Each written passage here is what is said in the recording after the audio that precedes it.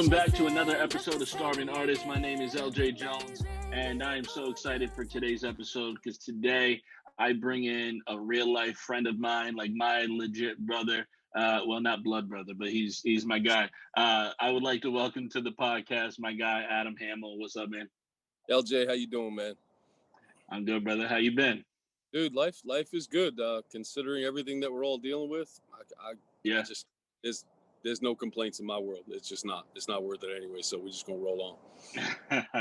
That's amazing, and that's something I always have admired about you is the positivity amidst a negative society, I guess is the way I'll say it. Or against adversity is a better way of saying it. Mm-hmm. Mm-hmm. It's the only way. For me, it's the only way to get through it sometimes. I mean, we are bombarded with all this negativity, and it's just everywhere. And you can choose to absorb yourself in it or be absorbed by it. And I choose to do neither and just listen to it, take what I need, leave the rest, and roll on. Move forward. Keep moving forward. Absolutely. Now, I knew, when I started this, because right now we're in season 2 of the podcast. When I started this, I knew I wanted to get you on. It didn't work out for the first season, but now look, you're famous now. You're all over the news. You got your stuff going. I don't know about famous. I might be infamous.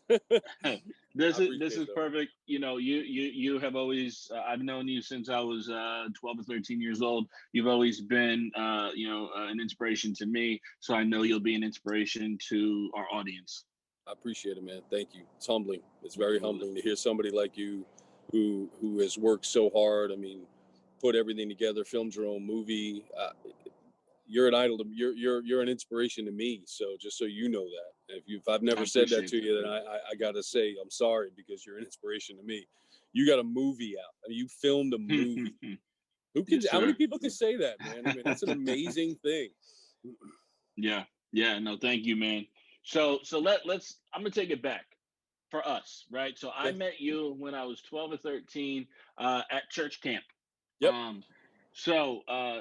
Let's talk about that for a second before we get into everything. Sure. Now I will say for anybody from this church camp watching this, if we let out a bad word or two, forgive us, please. I met you at church camp in the Keys, and I knew from the moment I met you that you were a good person. I could just the shaking your hand, I knew that you were a great person, and I wanted to get to know you more. I wanted you to mentor me. That was right off the bat in my mind. So what do you remember from that time period? Oh man, that camp was amazing. Was there 160 kids there? Yeah. It was a big camp. We had brought our youth group down there from the church I was attending at the time. And I thought it was incredible. And it was all because I had talked to, if I remember correctly, Rich, the guy that was in charge of all the arts and stuff at the Word of Life Bible Institute you were at. And we had talked about this breaking down walls thing that I've done several times, and you can use it for church, you can use it for business, you can use it for life, you can use it for anything. And we ended the camp, if you remember, with that video, which you taped on your phone, which I didn't even know you were doing. And you actually have that on your YouTube channel, if I remember correctly. Yeah. And if anyone wants to see that, I mean, that was a long time ago now, but it's just type in "what is keeping you from God," and there's that 12-minute clip or so that you put out there. But what I remembered was you and I sitting in the hallway at 2 or 3 in the morning, just talking life. It wasn't so much about the Bible and Christianity. We were just talking life. And I'm listening to a 12, 13-year-old kid, and it was like listening to my own personal story. And it was so easy. It was so easy, the flow between us. It was so easy for the connection between us.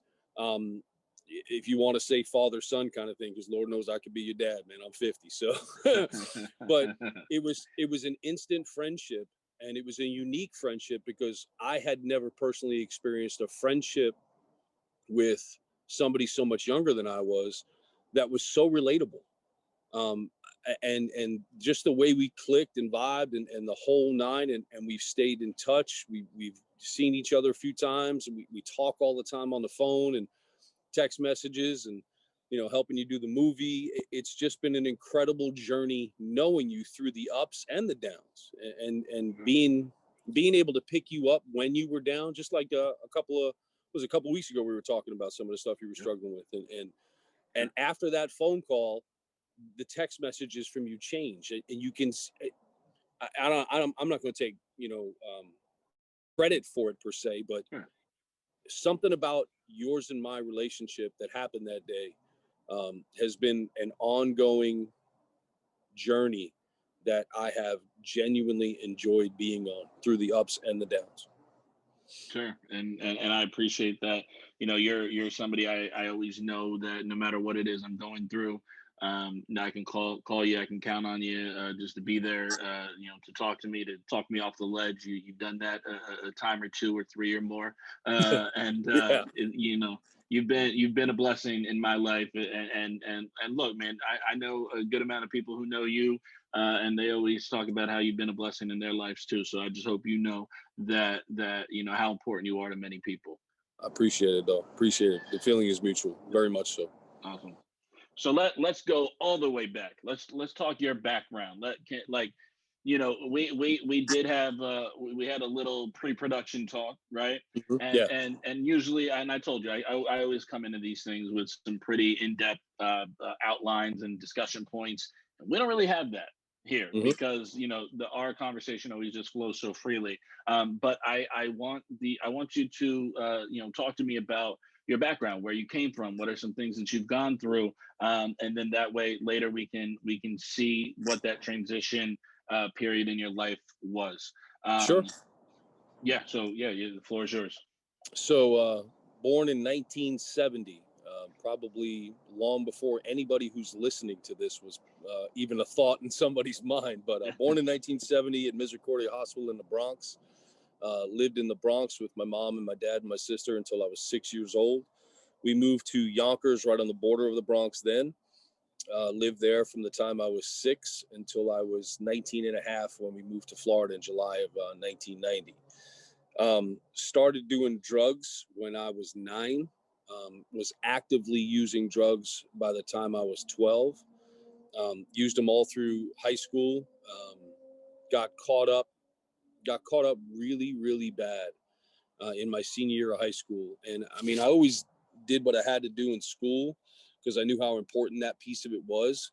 And it was easy to get away with it from my parents' standpoint, because my sister, who I love dearly and has got her life together, thankfully, mom and dad would tell her, be home at 12, and she'd be coming home at 3 and she wouldn't be sober. So it clicked in my head, like, I could get away with doing this if I do good in school, and mom and dad say be home at 12 and I'm home at 11:30. Well, then the radar will be off me. And that's how I did it. And I mean, but it got bad. Senior year of high school, graduated in 1988, and by springtime of 89, my life was, I mean, completely out of control. There was a price on my head. I stole money from my parents to pay off the debt. I ran away from home. I lived on the streets in Washington Square Park to survive, eating dog biscuits and doing things that you should not do. I never got in trouble with the law. I give that to the grace of God, because Lord knows I should have. I've attempted suicide. I put the gun to my head. I pulled the trigger. It did not go off. And then I squeezed every single bullet into the wall. So however you want to say it, I'm still here. So apparently he wasn't done with me.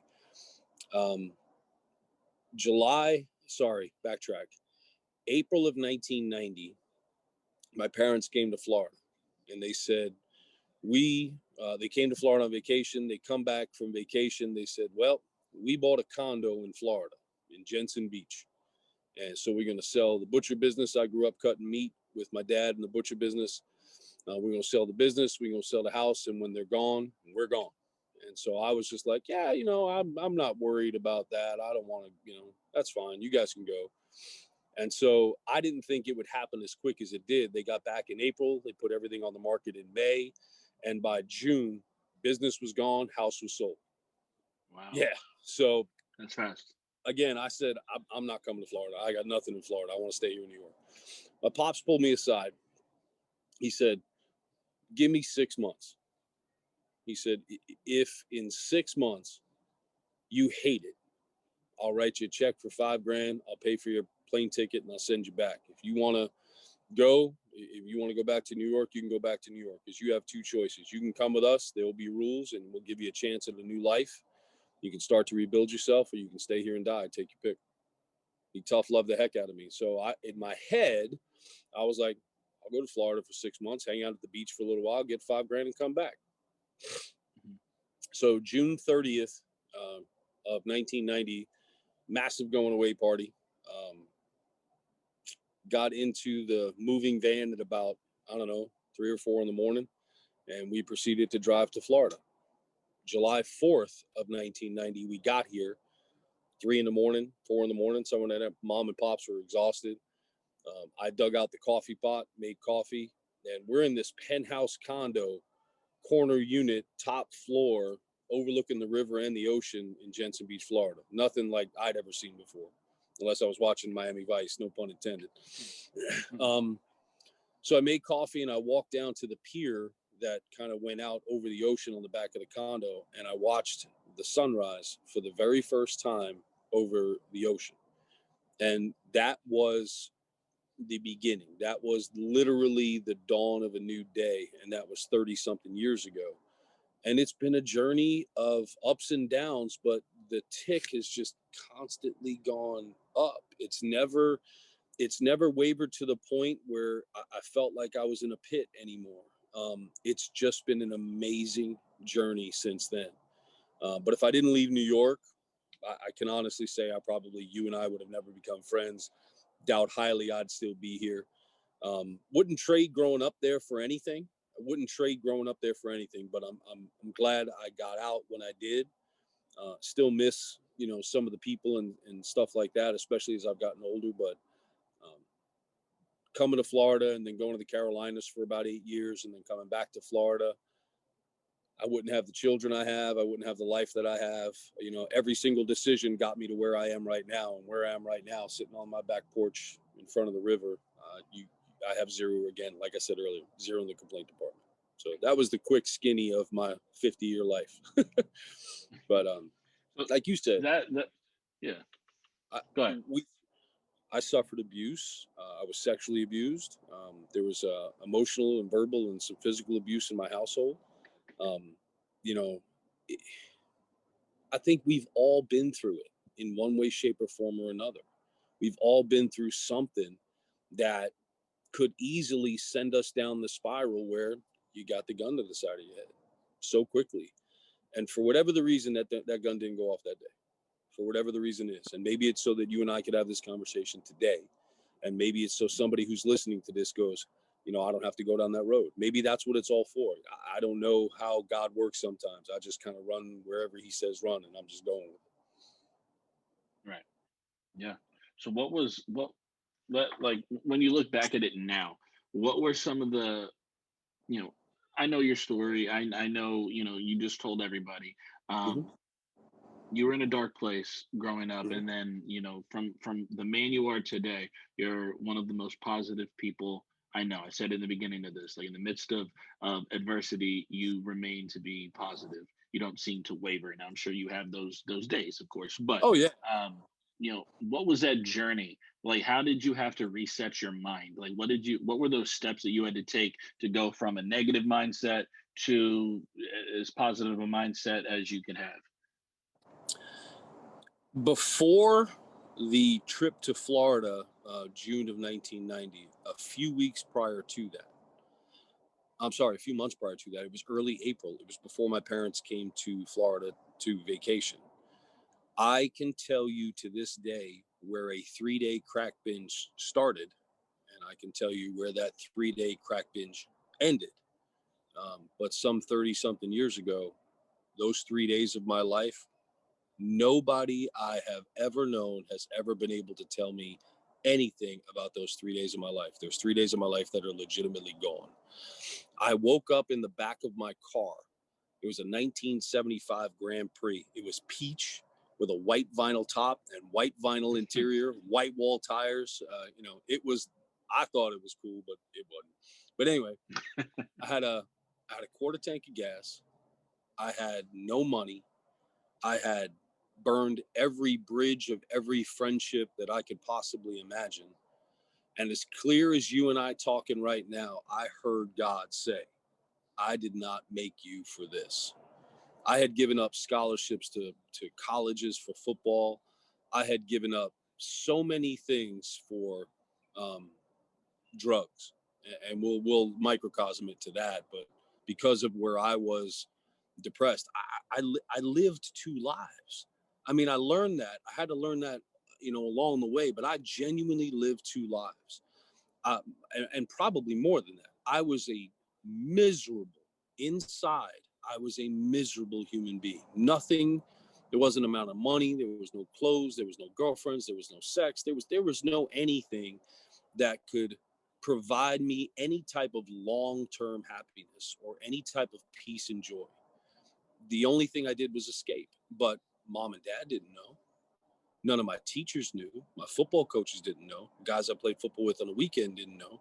Friends I grew up with didn't know, because I didn't bring any of that around my life, around my world. I kept it a complete secret. So I was one person from my friends and my family and my guys I played football with and my school, and I was another person who ran the streets like nobody's business. So I genuinely lived two lives. But I remember the back of the car, and I remember God saying, I did not make you for this. And I got out of the car. I bummed a quarter. I got to a payphone. I paged a buddy of mine named John Cassidy. I called him. I paged him. He called me back on the payphone. I said, John, I do not want to die. I don't want to die. He picked up his girlfriend. They came and picked me up, and they took me home. And when I tell you, going in that house, I genuinely assumed I was going to get my face kicked in. I stole money. Um, I hurt I hurt my family immensely. The story of the prodigal son in the Bible. Mm-hmm. I assumed I was going to get completely ridiculed and how could you do this kind of stuff? And I got a hug and tears, and thank God you're alive. See, what I didn't know at that time was that my parents knew where I was. They let me stay out there. I was gone for 9 months, almost 10 months. And by the third month, my mom said, okay, I got to know if he's alive or dead. So she found me. But when when my pops was like, all right, well, let's go get him, my mom was like, we can't. We can't. If we take him away from where he is now, he won't learn. He's not going to learn the lessons he needs to learn. He's not going to be able to understand that there is a way out. And if we bail him out, then he'll never learn it, and he'll be right back out here sooner or later. So they tough love me, and for me, it worked. But she said one of the things my mom said was the hardest thing was waiting for the phone call every day, knowing where I was and what I was doing, that Mr. and Mrs. Hamill, unfortunately, we regret to tell you that your son has passed away. He overdosed, or this, that, and that. She said she waited for that phone call all the time. And, thankfully it never happened, but I had to hit my bottom. I mean, I had to hit rock bottom. And too many people think I hit my bottom. No, I hit bottom. When I tell you I had nothing, there was I had nothing to live for. Zero to live for. I didn't have kids. I didn't have a job. I didn't have a house. I didn't have a car. I had nothing. The car didn't even have reverse at that point. The train he was going. I had nothing. And when you get to that point, for me anyway, when I got to that point where I identified the fact that I had nothing, there was nothing for me to reach for. I had no money to get high. I had no money to buy food. I had nowhere to go. I literally was destitute, alone, period. And that the conversation with God in the back of my car, When I woke up and again, 3 days is gone. I didn't make you for this. And I listened. And I ran for help. So that was the beginning of the change. How did it transition from that to where I am now? A ton of positive people that have come along in my life that have mentored me. I listen to Eric Thomas on a regular basis. And when I listen to E.T. and anybody who knows of him, if you've never heard him, it's like listening to myself. And not that I have a PhD or his education that he's, battled so hard to get. And we only see the end of this now. We only see the last few years where he's grown so much. It's so easy to see it all. We didn't see the first 5 or 6 or 7 years of his grind where he was doing everything for nothing just to get himself out there. And I look at somebody like that who was homeless, doing drugs, doing all the things he shouldn't do, just like I was. And he can turn his life around. Well, then why couldn't I, or why can't anybody else? For me, it's always come down to choice. I can either choose to stay out there doing everything I know that's going to destroy me, even though I may want to do it, or I can choose not to. And for me, it's that black and white. Is it easy to make the choice to do the right thing and move forward? No, not even anybody who tells you that it is easy. It's not. It is just not. But I know that as long as I'm trying to do the next right thing, even if I fail and I fall backwards, I have the ability to fall down 7 times, get up 8, and keep moving forward. I have lived that way since I started this journey of not being in the world of drugs and everything else. I've fallen backwards 100 times. I just refuse to stay there. I've fallen down 100 times. I refuse to stay there. I've been hurt emotionally, physically, mentally, spiritually 100 times. I just refuse to stay there, because in everything that happens to us, no matter what it may be, there's a lesson to be learned. So when my daughter's mother left, I could have spiraled out of control. I could have gone right back down on those roads again. But I said, okay, well, it's not my daughter's fault that she's in this spot right now. God gave me this little girl. The mother has chose to do something different, so I'm going to take care of my kid. It's not her fault. So for the longest time, I did everything for her. Then I got remarried. I have 2 sons. They're now 12 and 7. I failed in that marriage. So just in case anyone thinks I'm perfect, I'm not even close. I failed in that marriage. There was 2 sides of it, don't get me wrong, but at the end of the day, I understand now what I did wrong in that marriage. I had to do all of that stuff in order to be in the marriage I'm in now. And it is my 3rd. And hindsight being 2020, if I was emotionally, spiritually, mentally ready to have what I have now 30 years ago, I don't have my daughter. I have a different daughter. Maybe I don't have a kid at all. I don't have my 2 sons. So every single thing is the ripple. You drop a rock in the water, it creates a ripple, it travels across the pond. Everything we do creates a ripple in our life. It's up to us to see what the ripple is, what the lesson in the ripple is supposed to be, and then apply it. We learn a lot of people learn the lessons, but they don't ever apply it. They're bad. Good lessons are easy. Oh, we can apply that simple. We do this, it's good, we can go forward. But the bad ones, when crap goes wrong, when life goes sideways, how to react then? What lesson did you learn then? Or did you learn anything at all? The old definition of insanity, right? Doing the same thing over and over again, expecting the same results, and yet you see it every single day. I was just as guilty of it. I still am guilty of it sometimes.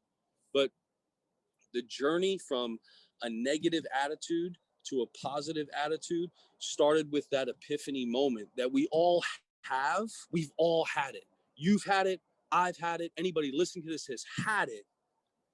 But did they listen and then learn from it? I've said it 100 times. You get one shot sometimes. That's it. That's all you get. You get one shot. Second chances, third chances, sure. But I got my shot at 19 years old in the back of that car to turn my life around. Could I have done things differently even then to now? Sure. But at the end of the day, I don't have anything to complain about.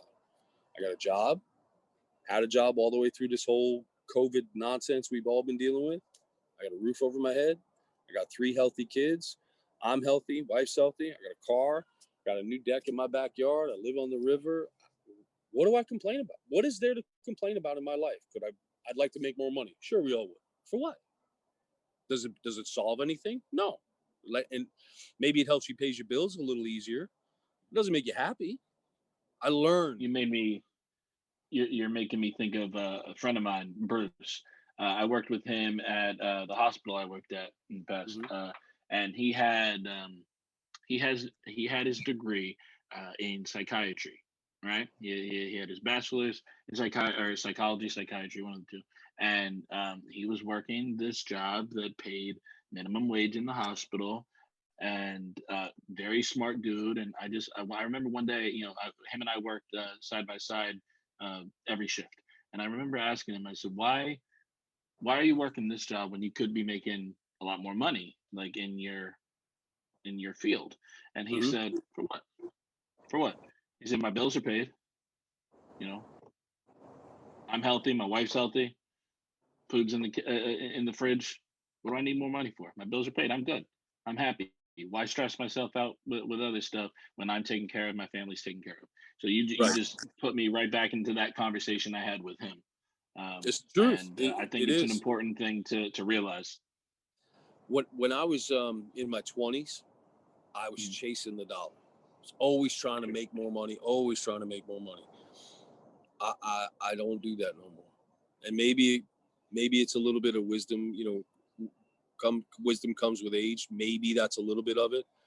But maybe it's just because I finally have become very, very comfortable in my own skin, with all the scars, with all the damage I've done, with all the collateral damage behind me, all the pain and suffering that I've inflicted and has been inflicted on me. At the end of the day, I'm comfortable in my own skin. I look in the mirror and I'm proud of the man that I am. And it's taken a long time to get there. It has taken a long time to get there. But the journey's been so worth it. Too many people, this is me. This is my thoughts, and maybe this is a 50-year-old guy speaking, but man, I'm telling you, this is a true statement, because everybody I've ever said this to, nobody's ever said, nah. We live here. We live on the phones, right? We can do everything. We bank, we can buy a house, we can travel to Zimbabwe. We do whatever we want on this phone. We have instant gratification here. Because of this and everything that we are so easily attainable via the World Wide Web, nobody's got to work for nothing no more. So it's why, like, my son has a cell phone now, and he only got a cell phone at 12 years old because he rides his bike to school. Otherwise, he would not have a cell phone yet. He wanted a gaming system. I'm like, save for it. I'm not buying you one. I want a car when I'm my daughter. I wanted a car when I'm 16. I said, the car's not a privilege. It's not a right. It's a privilege. You have to earn it, and you have to be able to pay for it. My dad instilled that in me with everything that, with everything that was negative with my parents growing up. We have a phenomenal relationship now, both of them. They actually live right across the river from me. I can stare at their house. I'm looking at their house. They instilled a work ethic in me that says, you want something, you go get it. And I never, ever, ever lost sight of that. Even when I was doing things I shouldn't be doing, I never lost sight of the fact that I've got to do work, period. And I instilled that into my daughter. And now my 26-year-old daughter is a technician for Toyota. She's close to being the first female master technician ever. So followed in dad's footsteps since I fix cars and run shops. My 12-year-old wants to play football. Kid puts in work like there's nobody business. My 7-year-old is still chasing butterflies. When he finds what he wants to do, then I'll do it with him. I just believe that if they genuinely say they want it, then they're willing to put in the work for it. The moment they sit back and they're just expecting it, because we're not entitled to jack. The moment they're sitting back and doing absolutely nothing, I don't have the oomph to even give him anything. Like, if you're not going to put in the effort, why should I? I am not going to bust my tail harder than I already do if you're not going to do anything in appreciation thereof. That's just the way life is. Life is a grind like that, period. You're going to have people that expect you to give them the shirt off your back. And out of the kindness of our hearts, we will do that. But sooner or later, that codependency of that push, give, take, and never giving anything back, kind of, it gets sour and it gets old, and it gets old really, really fast. So I just believe you got to work for it. That's the grind piece in me. That's why I'm up at 3 a.m. Long before ET ever said you got to be up at 3 a.m. I'm up at 3 a.m. anyway. So might as well put something, make some positive use out of it. So that's my time. Every other bit of my time during the day, from the time the kids get up to get them to school, make sure the wife's taken care of before I go to work, take care of all my employees and my customers at work, come home, take care of the house, take care of the kids, do what I got to do. My time is 3 to 4 to 5 in the morning before all that starts. People say all the time, I don't have time. Yeah, you do. You either what's the saying?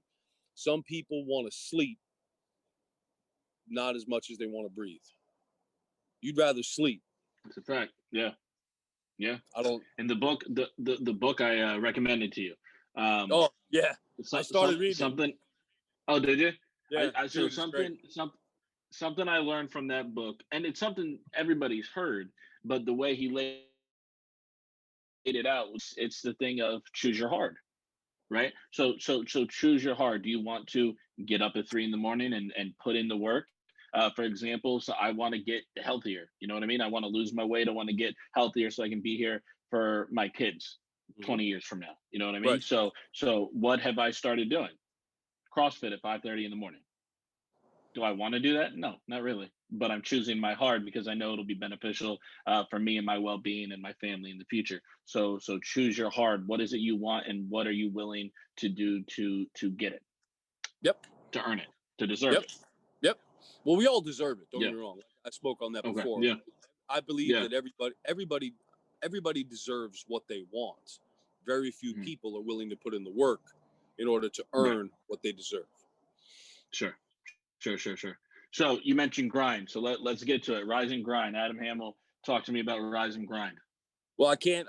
Needless to say, take credit for the phrase. It's been out there a while. I don't genuinely know who coined it. I know that Eric Thomas uses it. I know that Damien, who's I'm blank on his last name, who started Fubu, he uses it.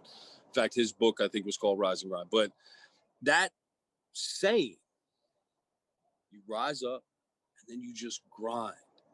It is not hunky dory, the Rocky Balboa speech. I'm not, life is not sunshines and rainbows. It's just not. It is not. Between attitudes of people, customers, employees, employers, friends, family, neighbors, you name it. There's just constant push you trying to move forward. So if you've ever played football, and I believe you said you had when you were younger, pushing the sled. Remember pushing the sled when the coach would be on it? That push, that grind, it's just always stuck right here.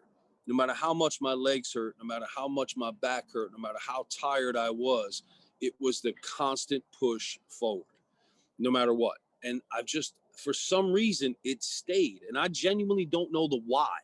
I don't know what it was about that grind piece that I learned at 6 or 7 years old playing for McLean Heights football in Yonkers that made it stick, even though it kind of came and went when I was, younger and a teenager. But that core value is part of my DNA that I have to grind. It's not going to come easy. When it came to sports, I was never I was Rudy.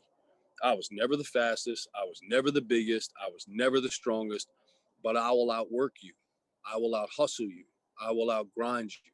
And when the coach is saying one more lap and everybody's saying no, I'm still jogging. When I'm out here with my son training now, everything in my body hurts from all the years of working as a mechanic. I mean, arms, shoulders, legs, hands, feet, knees, got a torn up knee now. Doesn't matter. You have to grind. And if I can push through that adversity, if I've learned to push through my drug addiction adversity, if I've learned to push through my emotional issues, and by putting in the work in therapy, if I've learned to push through my spiritual issues and find my relationship with God, except instead of what somebody else told me my relationship with God should be, my physical intimacy issues that I struggle with due to my abuse when I was younger, I've had to grind through all of it. And I still have to grind through some of it. And there'll be something else I've got to grind through tomorrow. And I choose to grind. I just choose not to lay down and say, I can't do it. I can do it. Somebody told me the other day that they wanted to go to Japan.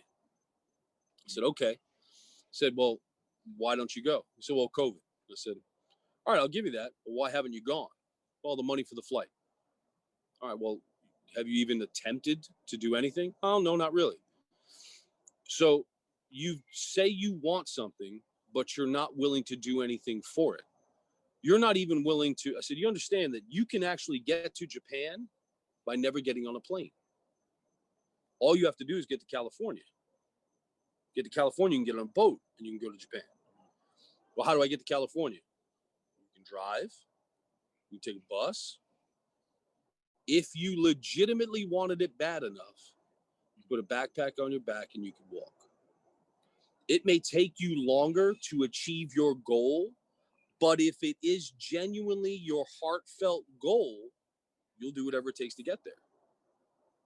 People say this is what I want, but aren't willing to do anything for it. Or the moment it gets hard, they say, oh, I can't do that. It's supposed to be hard. It's not supposed to be easy. Life's not easy. Jobs are not easy. Relationships are not easy. If it was easy, there wouldn't be self-help books. There wouldn't be therapy sessions. There wouldn't be motivational speakers. There wouldn't be positive everything that you hear. It wouldn't need to happen. If it was easy, I want to do this. Okay, go do it. And it was that simple, there'd be no gratification though.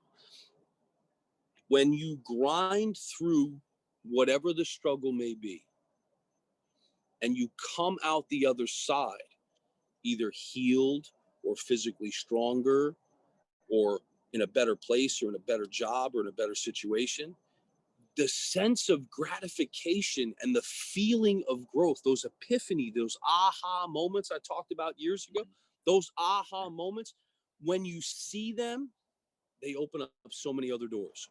But the aha moments happen and they go, because most people are stuck here.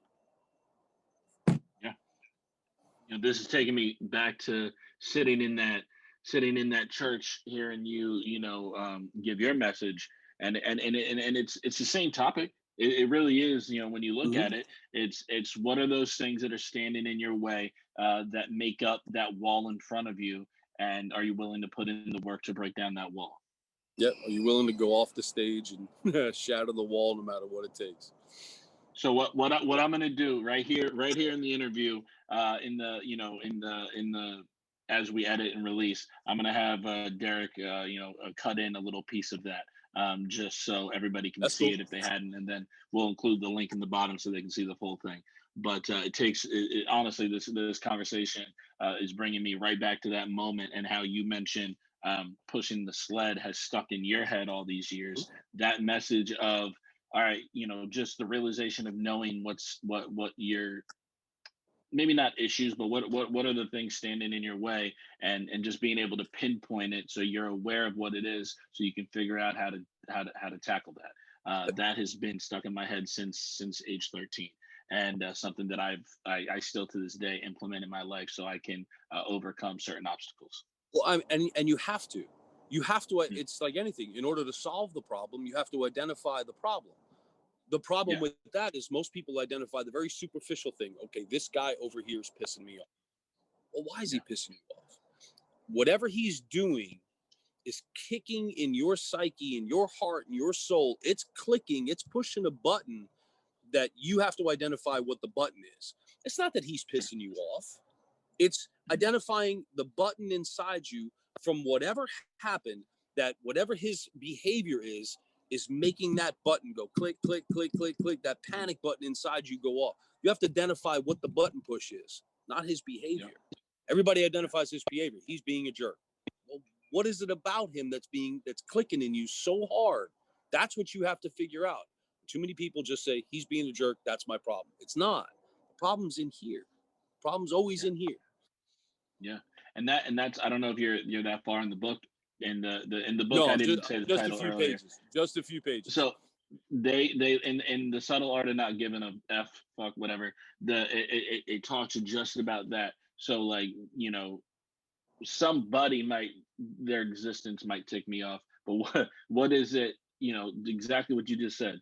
What is it about what they're doing that is bothering me so much, and I need to identify that so that I can overcome it. So yep. So yeah, no, I think that is incredible. Now I want to talk about recently you were on the news, and I want to talk about you know, so essentially what you were doing was you set a goal to see a certain amount of sunrises, and you know, your story of doing this caught a lot of people's attention, and you know, you were interviewed by the news, and you talked to us about it. Break it down. Like, what made you set out to do this?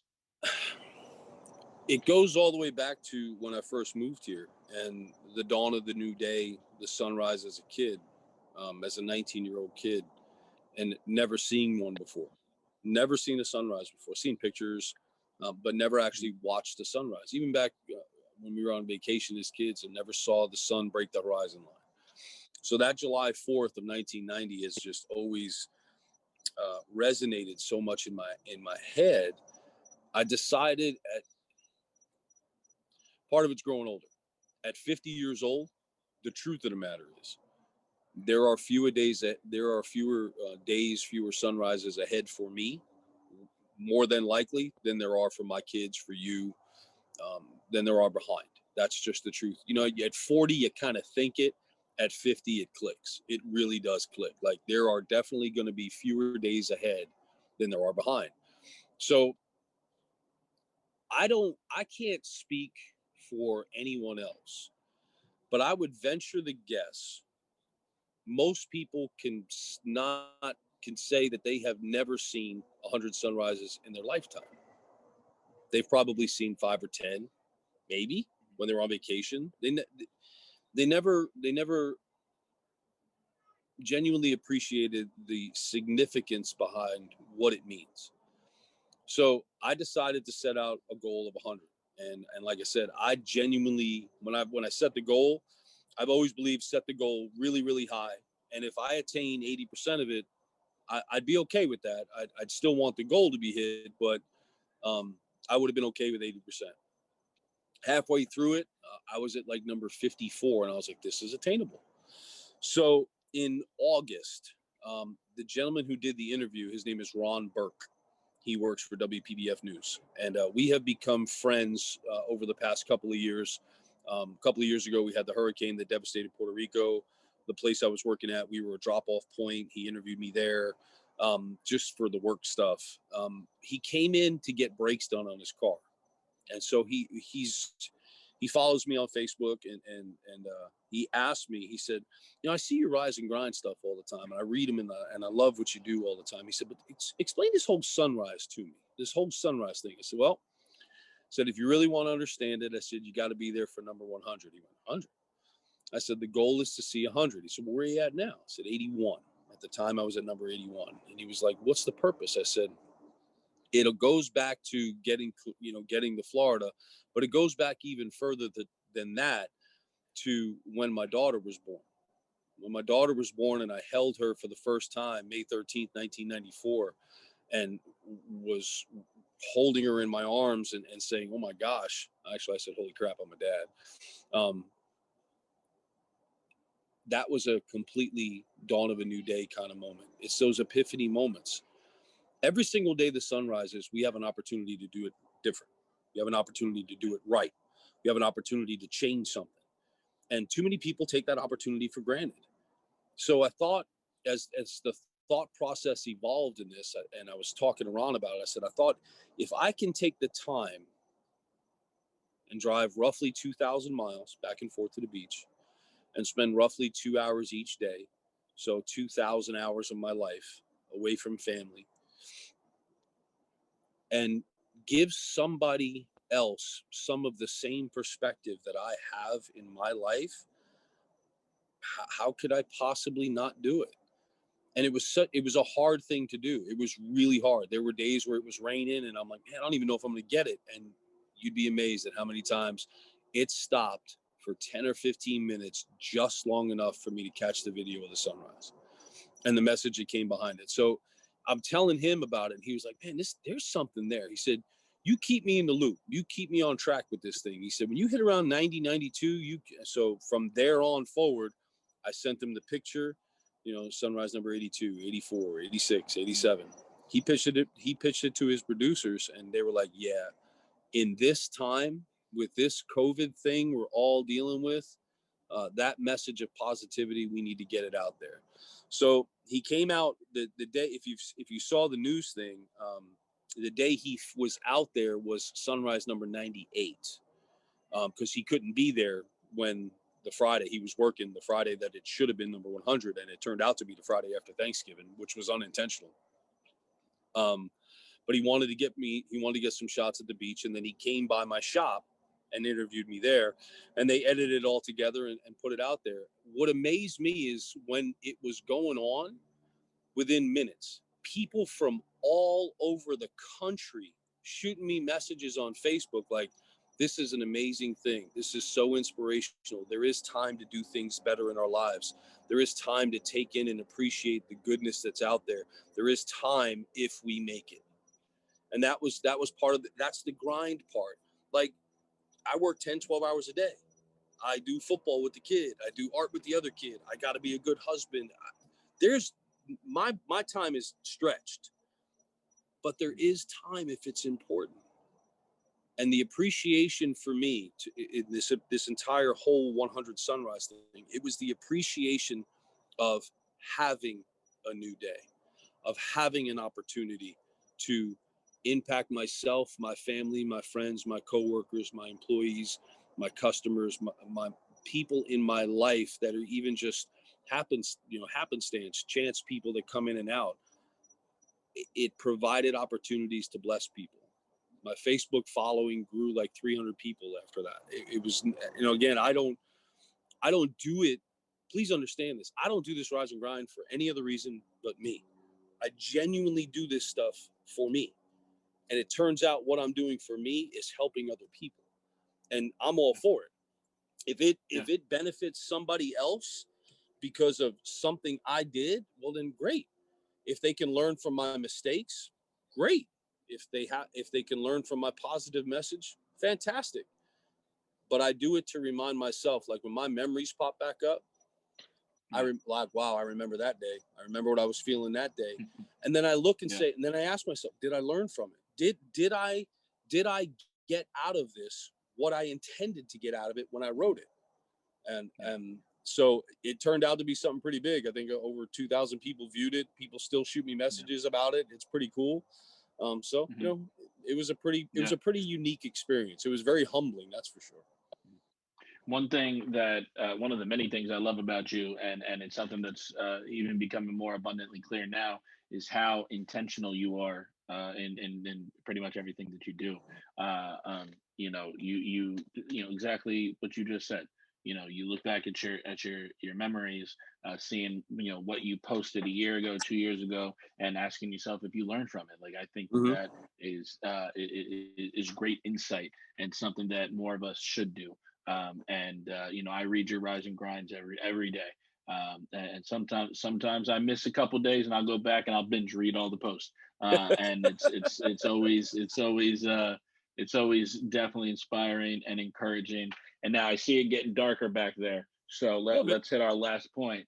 We'll get out of here. But you're working on a book. That's amazing. So, what can you tell us about the book? Do you have a title? What's the theme? What can you tell us? Well, the theme is obviously the whole concept of rise and grind. Don't know if I can use that as the title. If I can, I'm all for it. I have been a writer my entire life. I have written poetry. I have written stories and essays. I write the rise and grinds. I have thousands of different things that I've written, and I've learned that it's a gift. And I think that too many times people don't utilize the gifts that God's given them. Either A, they don't recognize it, or B, they don't believe that they have a gift. They don't believe that they have anything to give.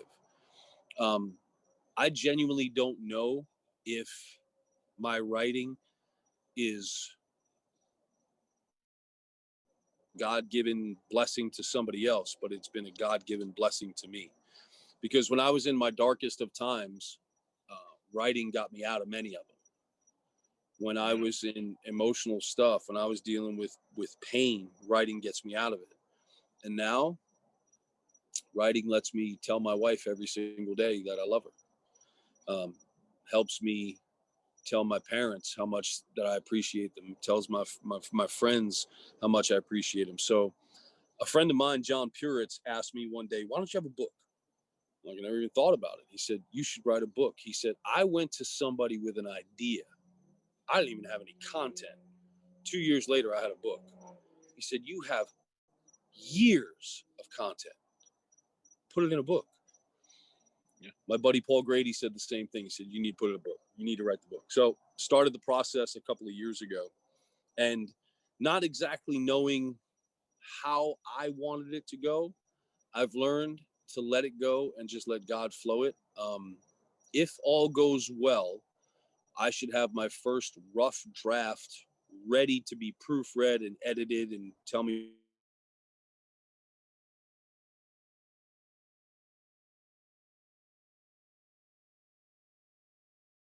the goal is to have it published this year, but hopefully have it, in publishing and have my first copies in hand by July. So that's the main goal this year. And the purpose behind the book is just to say, look, I'm not anybody famous.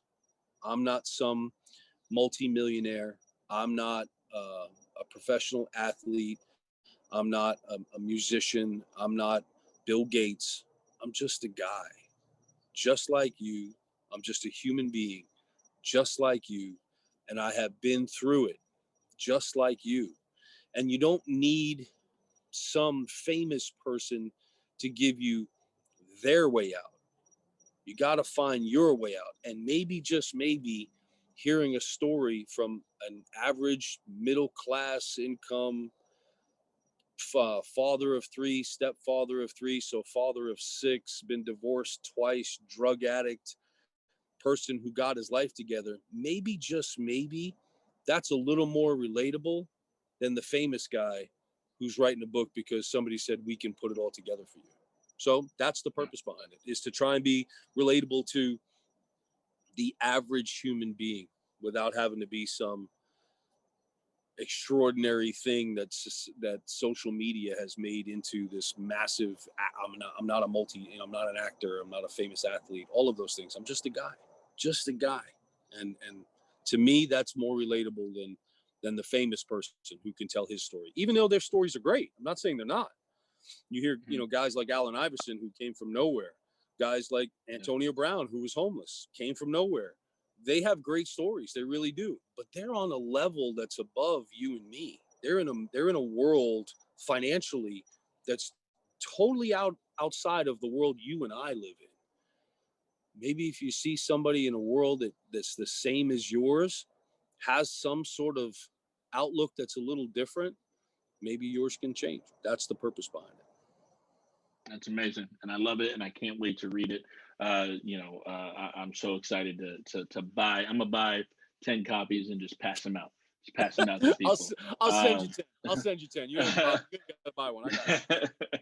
I wrap up every single one of these by asking. A large majority of our audience, are creatives, various different paths, maybe writers, actors, rappers, whatever they may be.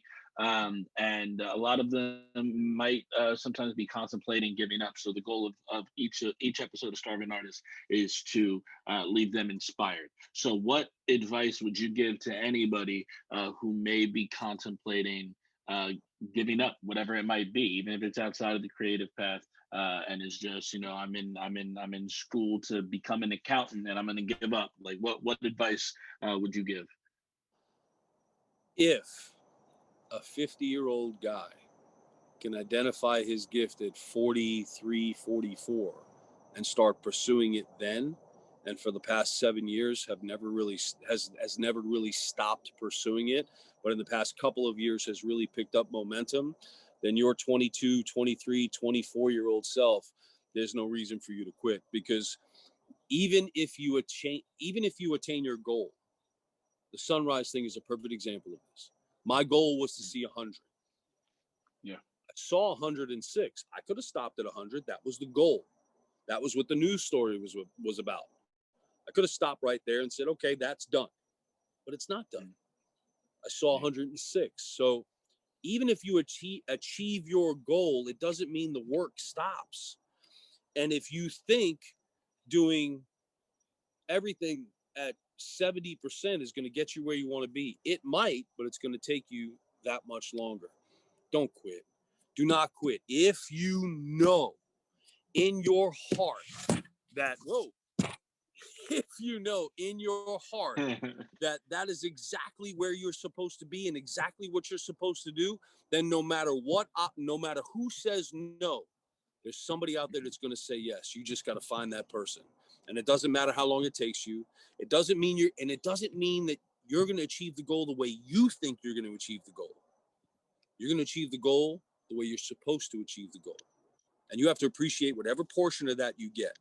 And if you're doing it just for money, I'm sorry, it probably won't work out.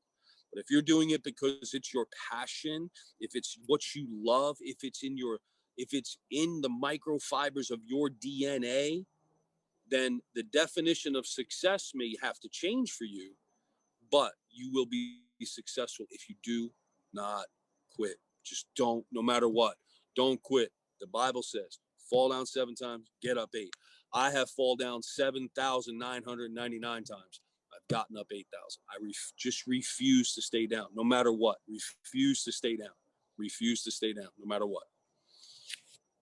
That's perfect. Adam, thank you so much for hopping on. I know I'm leaving this inspired and motivated. I know everybody else listening will leave it feeling the same. So again, thank you, brother. You have no idea how much I appreciate you and everything you've done for me in my life. And I love you, brother. I love you too, man. I appreciate this opportunity. Anybody who listens to this, I've got Facebook. I don't have any of the other stuff. The other stuff's coming, from what I understand. I kind of got to do it. Mm-hmm. So if you want to follow me on Facebook and understand the rise and grind, it's just look me up. It says Adam Hamill. You'll find me. You'll see my face. You'll see it every single day. Just add on to it. Hook up that link to the YouTube thing. That'd be kind of cool. That'd be kind of cool. Memory lane a little bit. But thank you, brother. Thank you for everything you brought into my life, for the blessing you are to my life. Like I said, you're an inspiration to me, my man. Big time. Absolutely. Thank you, man. I appreciate that. And to the audience, I will catch you guys next time. This has been another episode of Starving Artist. Peace. Peace.